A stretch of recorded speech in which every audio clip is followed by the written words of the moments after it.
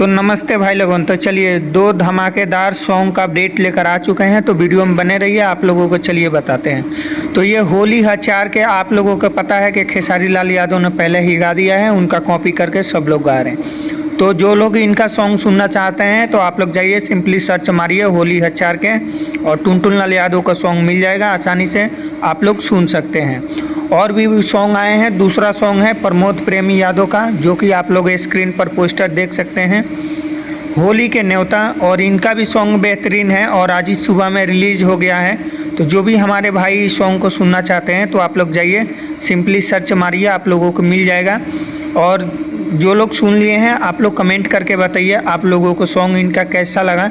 और खेसारी भैया का सॉन्ग का पोस्टर परसों, कल या परसों आने वाला है, तो आप लोग हमारे साथ बने रहिए, जुड़े रहिए और चैनल को सब्सक्राइब करके रखिए। आप लोगों को टाइम टू टाइम अपडेट मिलता रहेगा और बेल आइकन को ऑल पे क्लिक करके ज़रूर रखिएगा। आप लोगों को इससे